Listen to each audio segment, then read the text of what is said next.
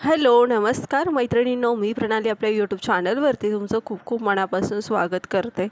तर मी एक video upload केला होता की 14,000च्या साडीचा ब्लाऊज मला वर्क करायला आला होता आणि त्याचं मटेरियल, तर त्याचे आता मी व्ह्यूज बघितले ना, ते 700च्या वरती गेलेले आहेत। तर सगळ्यात पहिल्यांदा धन्यवाद, तो व्हिडिओ लोकांनी म्हणजे जे कोणी सबस्क्रायबर असतील किंवा माझ्या मैत्रिणी असतील त्यांनी बघितल्याबद्दल।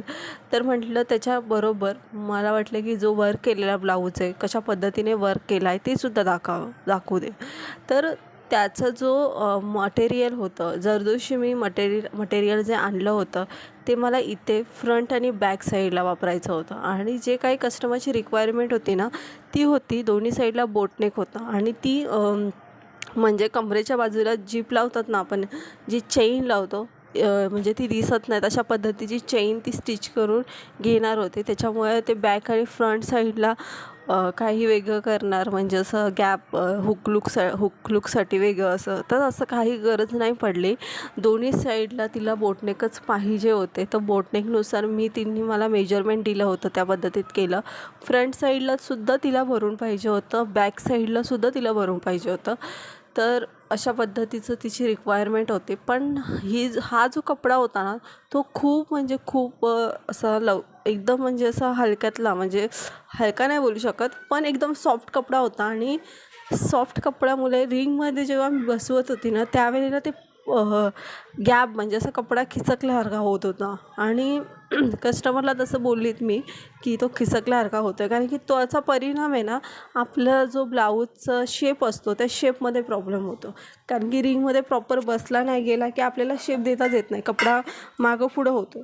तर असं काही प्रॉब्लेम होत होते। तर मी तिला सांगितलं की असं होतं आहे, तर ती बोलली की ठीक आहे, असू दे, जसं होईल तसं कर, पण चांगलं दिसायला पाहिजे, इतकंच तिचं म्हणणं होतं। तर मी म्हटलं ठीक आहे, चांगलं तर दिसेल, फक्त एवढाच प्रॉब्लेम होईल की मला प्रॉपर म्हणजे रिंगला जो कपडा आहे तो प्रॉपर बसवता येत नाही आहे, किंवा कपडा एकदमच म्हणजे असं एकदमच असा हे सॉफ्ट आहे, तर कपडा एकदम खिसकल्यासारखा होतो आहे। तर अशा पद्धतीचा हा जो आहे तो बॅक साईडचा आहे आणि बॅक साईडचा बघू शकता, जरदोशी 2 प्रकारचे वापरले होते मी, एक गोल्डन आणि एक सिल्वर अशा प्रकारचे होते। हे मला मटेरियल माझ्या एरियामध्ये मला मिळालंच नाही आहे, मला दुसरीकडे जाऊन सेपरेटली ह्या मटेरियलसाठी आणावं लागलं। तर ह्याची जी शिलाई आहे ना, ती मी घेतलेली आहे 1,500 रुपये। 1,500 रुपये तुम्ही म्हणा की तसं बघायला गेलं तर कमीच आहे, 1,500 2-2.5 घ्यायला पाहिजे होतं, कारण की ह्याला खूप बारीक काम होतं।